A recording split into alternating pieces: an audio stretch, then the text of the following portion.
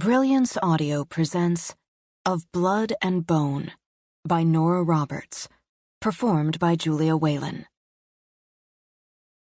On the farm where she'd been born, Fallon Swift learned how to plant and grow and harvest, to respect and use the land. She learned how to move through fields and forests, silent as a shadow, to hunt and fish, to respect the game, and to take no more than needed, to take none at all for sport. She learned to prepare food grown or taken from the land in her mother's kitchen or over a campfire. She learned food was more than eggs fresh from the henhouse or a well-grilled trout. Food meant survival. She learned to sew, though she disliked the time spent sitting still plying a needle. She learned how to tan leather, far from her favorite lesson, and could, if given no choice, spin yarn. Clothes, she learned, weren't simply something to wear. They protected the body, like a weapon. She respected weapons and had learned from a young age how to clean a gun, sharpen a knife, string a bow. She learned how to build, with hammer and saw, to keep the fences in repair, to make repairs on the old farmhouse she loved as much as the woods. A strong fence, a sound wall, a roof that held back the rain offered more than a happy home. They, too, meant survival.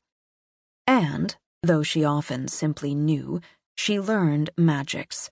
How to light the flame with a breath, how to cast a circle, how to heal a small wound with the light inside her, how to look and how to see.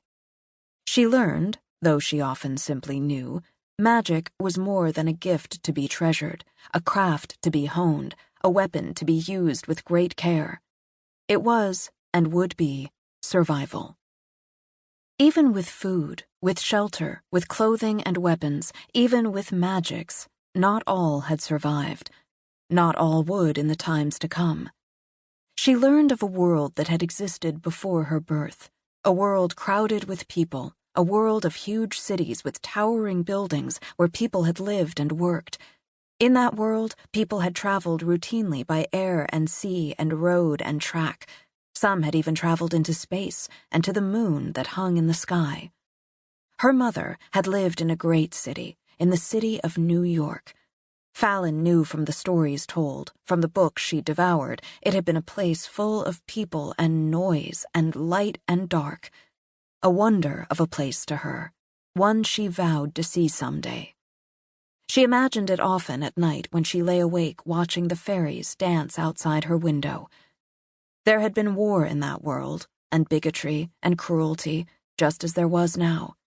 She knew of the wars that had been from the books, from the stories, and she knew of the wars that were still raging from visitors who stopped at the farm.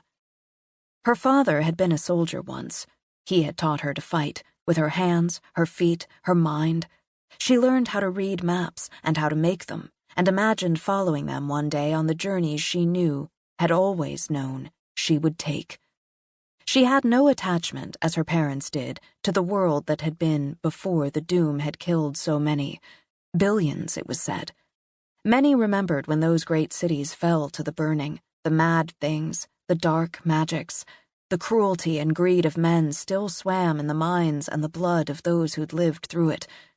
When she caught glimpses of tomorrow, she knew there would be more burning, more blood, more death, and she would be part of it. So she often lay awake at night, cuddling her teddy bear, a gift from a man she'd yet to meet. If those tomorrows weighed too heavy, she sometimes slipped out of the house while her parents and siblings slept, to sit outside while the little fairies flickered like fireflies, where she could smell the earth, the crops, the animals. Most often she slept the quiet and innocent sleep of a child with loving parents and 3 annoying little brothers, a healthy child with a questing mind and an active body. Sometimes she dreamed of her sire, the man her mother had lived with in New York, the man she'd loved, the man, Fallon knew, who had died so she would live. He'd been a writer, a leader, a great hero. She bore his name, just as she bore the name of the man who brought her into the world, who raised her, who taught her. Fallon for Max Fallon, her sire. Swift for Simon Swift, her father.